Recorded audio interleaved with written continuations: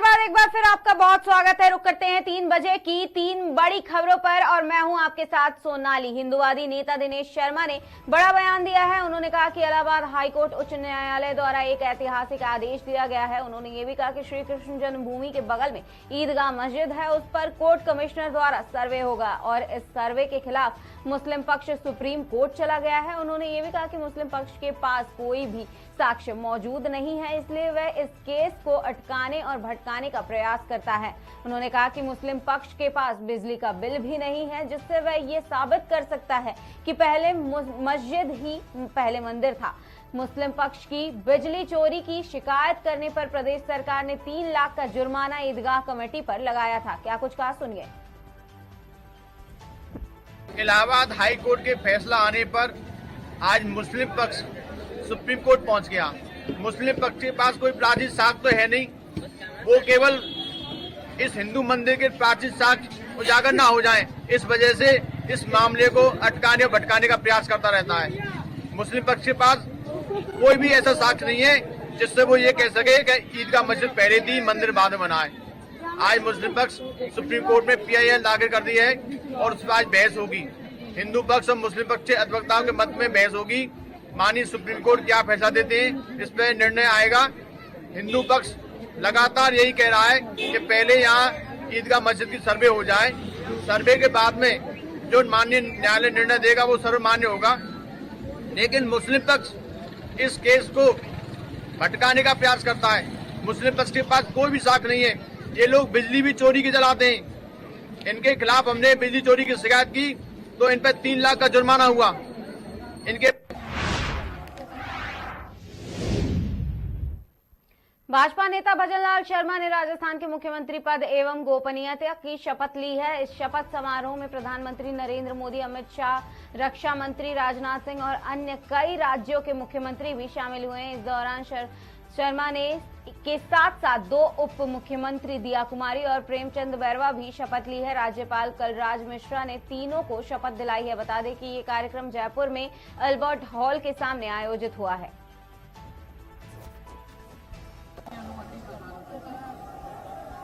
महोदय, मनोनीत मुख्यमंत्री श्री भजनलाल शर्मा अपने पद तथा गोपनीयता की शपथ ग्रहण करने के लिए यहाँ उपस्थित हैं। महोदय, कृपया अब आप मनोनीत मुख्यमंत्री जी को पद एवं गोपनीयता की शपथ ग्रहण करावें। मनोनीत माननीय मुख्यमंत्री श्री भजनलाल शर्मा जी से अनुरोध है कि शपथ ग्रहण करने हेतु पधारें।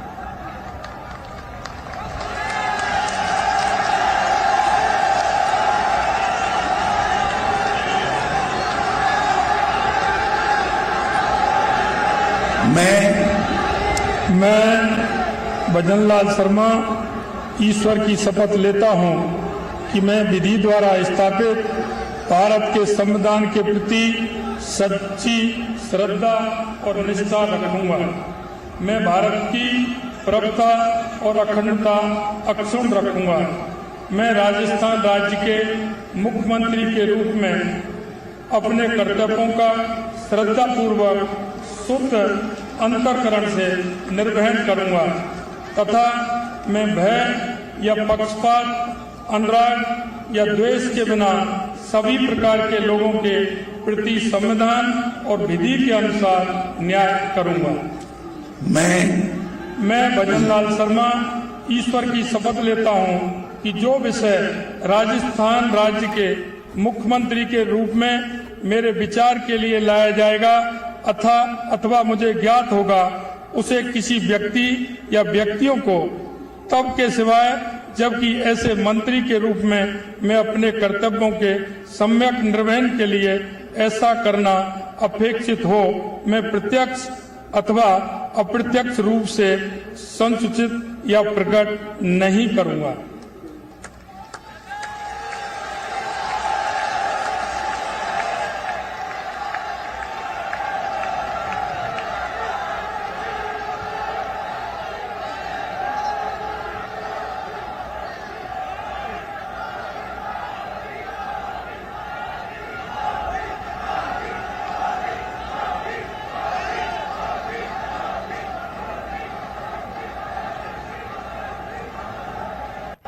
हो सकता है। उत्तर प्रदेश में भी कोरोना से हालत बेकाबू होते जा रहे हैं। लखनऊ सबसे संक्रमित शहरों में से एक है। सीएम योगी आदित्यनाथ ने कहा कि कोरोना वैक्सीन निर्माण कर मानवता की रक्षा की है। भारत को वैश्विक स्तर पर अलग पहचान मिली है। पहले कोरोना से निपटना बड़ी चुनौती थी। आज के समय में स्टडी रिसर्च बहुत जरूरी है। प्रोडक्ट के साथ पैकेजिंग पर ध्यान दे। पीएम मोदी के नेतृत्व में देश आगे बढ़ रहा है। माध्यम कोई हो सकता है, माध्यम गवर्नमेंट हो सकती है, कोई धार्मिक संस्था हो सकती है, कोई सामाजिक संस्था हो सकती है, कोई अन्य महानुभाव हो सकते हैं जो संस्थान खोल रहा है, लेकिन उसका श्रेय समाज को जाता है।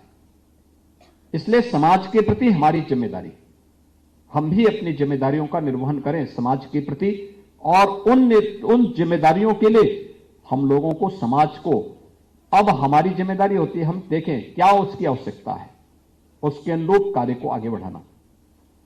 ये कार्यक्रम बहुत अच्छे तरीके से आगे बढ़ सकते हैं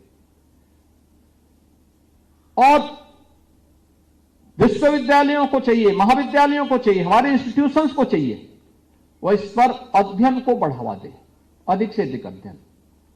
याद रखना, हमें जो पुस्तकीय जो ज्ञान है यह हमें शिक्षित बना सकता है, लेकिन जब हम पुस्तकीय ज्ञान से अलग हटकर के फील्ड में उतरते हैं, समाज के बीच में उतरते हैं, तो यह हम लोगों को ज्ञानवान बनाता है, एक नया अनुभव हमें देता है। यह अनुभव ही हमारा वास्तविक ज्ञान है और यही हमें वास्तविक जीवन में, यही ज्ञान हमारे लिए उपयोगी हो पाता है।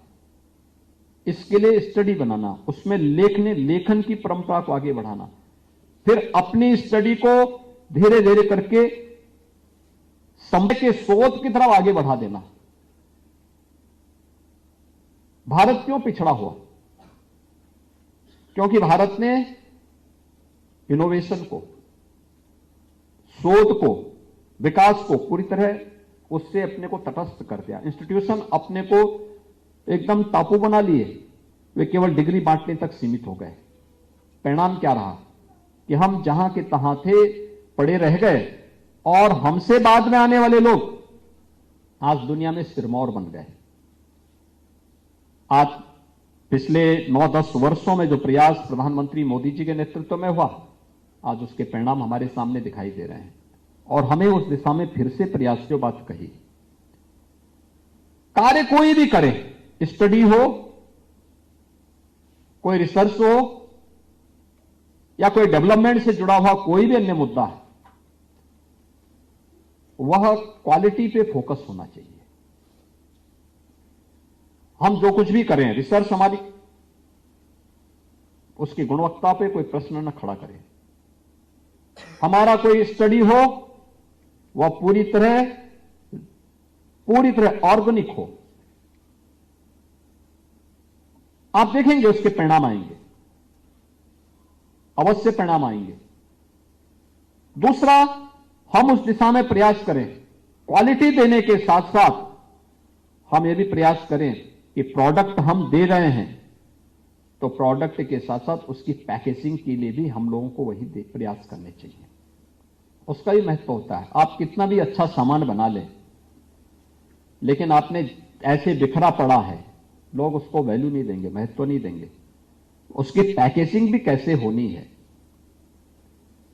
तो हमारे यहां हो क्या गया, हम आज भी जैसे आयुर्वेद में होता है, पुड़िया बांध के दे देते हैं तो वो बीमारी, जो रोगी है वो भी उसमें विश्वास नहीं करता है और कहता है ये तो ऐसे ही है, लगता है। लेकिन वही दवा, अगर वही दवा हमने टैबलेट फॉर्म में पैक करके उसको दिया है तो उसका विश्वास होगा कि हां इसमें कुछ है, और वह व्यक्ति उस पर विश्वास करके फिर आगे बढ़ता है। हमें आज के समय में अपने को उस रूप में तैयार करना होगा और अभी भारत ने 9-10 वर्षों में इतनी प्रगति की है, इस क्षेत्र में व्यापक संभावनाएं हैं। मैं आपको बता रहा हूं, उत्तर प्रदेश में हम लोग 2000 एकड़ क्षेत्र में एक फार्मा पार्क का विकास भी करने जा रहे हैं। ललितपुर में कार्य हमारा प्रारंभ हो चुका है।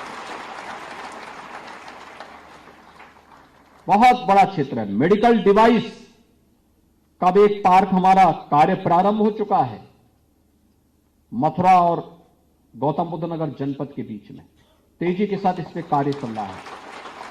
हमें भी इस पर कार्य करना होगा, संस्थाओं को इसके साथ जुड़ना होगा। मैं बार बार यहां जब मैंने आपसे इससे पहले भी इस बारे में कहा था कि हम लोग जो कुछ भी करते हैं उसके डाटा को अपने पास सुरक्षित रखें।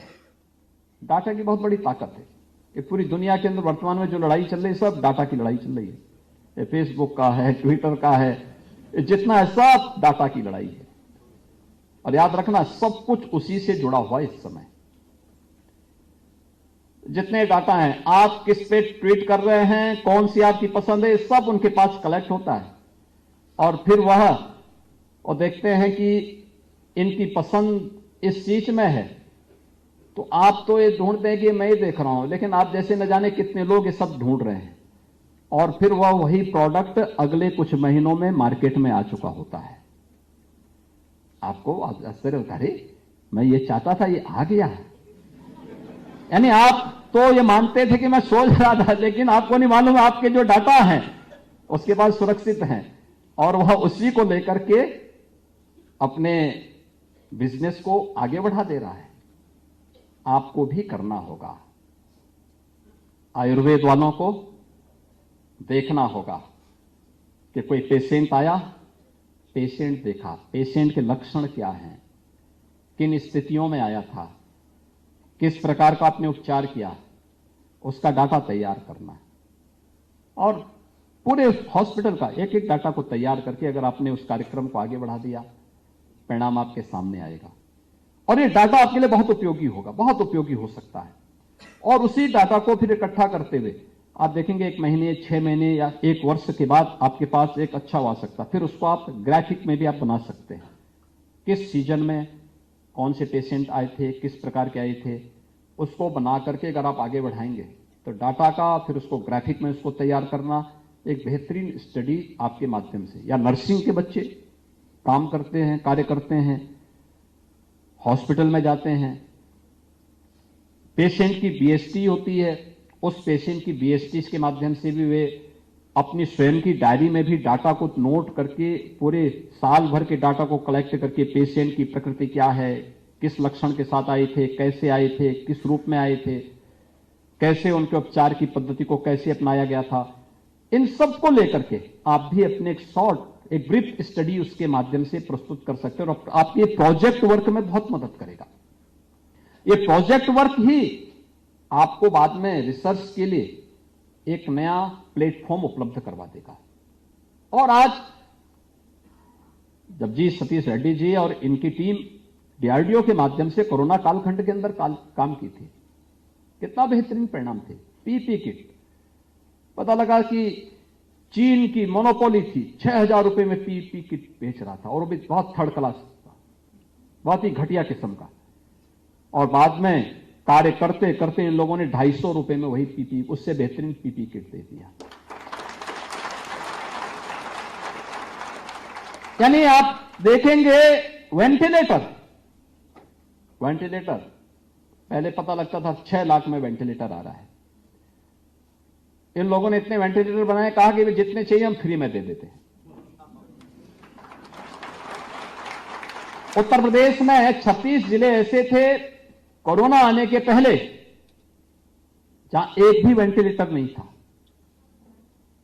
और हम लोगों ने जब उसके बाद वेंटिलेटर डीआरडीओ ने हमें उपलब्ध कराए, भारत सरकार ने उपलब्ध कराए, सभी जनपदों में वेंटिलेटर उपलब्ध हो गए। ट्रेनिंग करवाई, वर्चुअल ट्रेनिंग कराई, फिजिकली ट्रेनिंग कराई। परिणाम रहा जनता की आवश्यकता की पूर्ति के लिए हम लोगों ने कार्य किया। ऑक्सीजन की कमी पड़ी, ऑक्सीजन के नए संयंत्र स्थापित हुए, उसके लिए नई तकनीक अपनाई गई। आवश्यकता के अनुरूप हम फिर दे सकते हैं, कार्य करने का जज्बा होना चाहिए और मुझे विश्वास है इस दिशा में बेहतरीन प्रयास हो सकते हैं। एग्रीकल्चर से जुड़े हुए लोग भी बहुत कार्य कर सकते हैं। प्रधानमंत्री जी बार बार कहते हैं कि हमें किसानों की आमदनी को कई गुना बढ़ाना है। अन्नदाता किसानों की आमदनी को बढ़ाने के लिए किस क्षेत्र में आप कार्य कर सकते हैं, क्या आवश्यकता है। अगर हमारे एग्रीकल्चर से जुड़े हुए विद्यार्थी, उनसे जुड़े हुए फैकल्टी आयुर्वेद के साथ, फार्मेसी के साथ, नर्सिंग के साथ मिलकर के इस कार्यक्रम को आगे बढ़ा सकते हैं, तो मुझे लगता है कि आप तो बहुत कुछ दे सकते हैं। कई गुना आप बढ़ा सकते हैं, दोगुना ही नहीं, कई गुना आप बढ़ा सकते हैं किसानों की आमदनी को।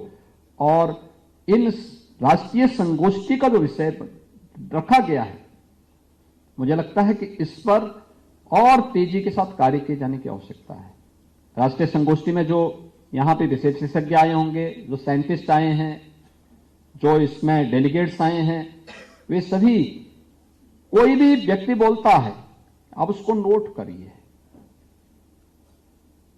फिर अपनी बात को रखते हैं, अपनी बात को फिर उसी प्रभावी तरीके से आप भी आगे बढ़ा करके इस प्रकार के कार्यक्रमों को तय करेंगे, तो इन नए बच्चों को भी आगे बढ़ने का अवसर प्राप्त होगा।